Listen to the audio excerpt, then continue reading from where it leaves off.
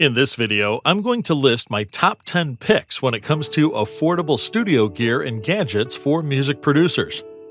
In other words, things you might like to find under the Christmas tree this year. And we're going to start right now.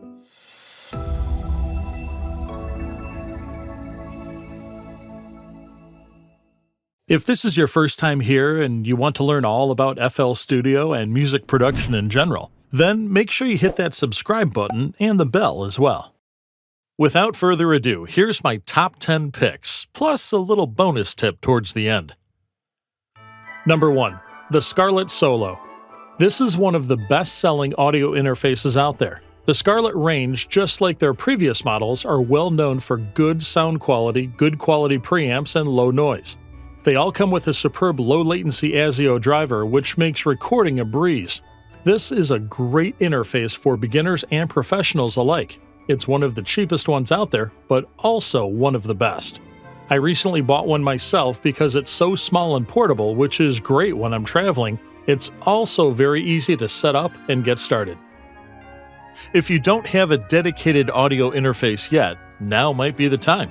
You can find the Amazon link to the Scarlett Solo and all the other products mentioned in this video in the description below. Number 2. The AKG 612 Pro Open Back Reference Headphones. These are dedicated headphones for mixing. It's not the latest model, but I find myself always coming back to these, even though I have several others to choose from. They are very comfortable to wear, even over long periods of time, and the sound quality is excellent. They provide very flat and neutral sound, which is ideal for mixing. In my opinion, these are among the best headphones for mixing in this price range. Reference headphones are not ideal when it comes to actually listening to music though. So if you can't afford two different pairs, you might want to check out the Sennheiser HD650 instead. They offer superb sound quality and are great for listening to music. They are also used for mixing by lots of producers, often in combination with Sonarworks Reference 4, which I'll talk more about next. Number 3. Sonarworks Reference 4. This software will correct any unwanted sound coloration, which will help you get a flatter and truer sound. It comes in two versions, a full version for both monitors and headphones, and a separate, cheaper version for headphones only. The Boxed Studio Edition comes with a specially designed measuring microphone, which will help you identify and fix any unwanted room coloration. If you have headphones like the Sennheiser HD650, for example, then this software can basically turn them into ultra-flat reference headphones by the push of a button. I have this software myself, and it works surprisingly well. Number 4. When it comes to affordable studio monitors in the budget segment, the Yamaha HS series is considered to be among the best. They provide excellent sound quality, and they are also very flat, which is ideal for mixing. Alternatively, check out the Atom Audio T series. Both manufacturers provide monitors ranging from 5 to 8 inch. For smaller rooms, I recommend going for the 5 inch. You'll find links to my reviews of both of these in the description below.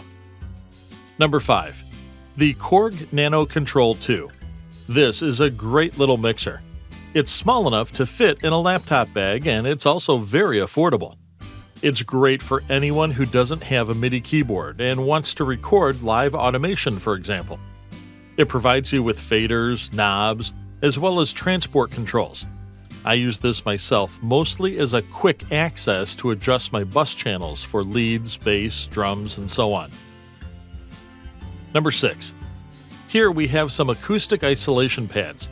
If you have studio monitors, then these are simply a must-have. They will prevent your desk from vibrating, causing unwanted resonance that might mess up the sound. Getting good acoustics in a typical bedroom studio is very hard, but every little bit helps, and these can make a big difference. They're also ridiculously cheap to buy. Number 7. This is a backlit shortcut keyboard for your favorite DAW. You can get these for any DAW out there like FL Studio, Ableton, Cubase, Studio One, and so on, They make it easier to see and learn the shortcuts, which is essential in order to get a fast workflow. As I've explained in previous videos, a fast workflow is the key to actually finishing tracks, so this can come in quite handy. Number 8. The Nektar SE25 MIDI keyboard. This is a very portable and affordable MIDI keyboard that will fit in a typical laptop bag. Great for people who travel a lot or anyone who has limited space for studio gear at home. Number 9. The Audio-Technica AT2020 Condenser XLR Studio Microphone. This is one of the best sounding microphones you can get in the budget segment. Alternatively, if you want an even cheaper alternative, then check out the Tonor TC20 XLR Condenser Microphone Kit. It's not just cheaper, it actually comes with everything you need in one kit. Pop filter, shock absorber, XLR cable, arm stand, and so on. I've tested both, and while I prefer the Audio-Technica, I found that the cheaper Tonor TC20 actually works surprisingly well for vocals. It's also great for podcasting, voiceovers, singers, and so on. Little pretty baby, my mama would rock me in the cradle in them old cotton fields back home. Number 10. If you're serious about recording vocals, then this is a must-have. Most people don't have the option to build a dedicated vocal booth at home, but this comes fairly close in terms of doing the same job. It comes with a stand and an adapter that fits most microphones, as well as a microphone isolation shield. The shield will drastically reduce unwanted room reverberation, resulting in a much cleaner and more professional recording. Great for the typical bedroom producer or anyone on a budget.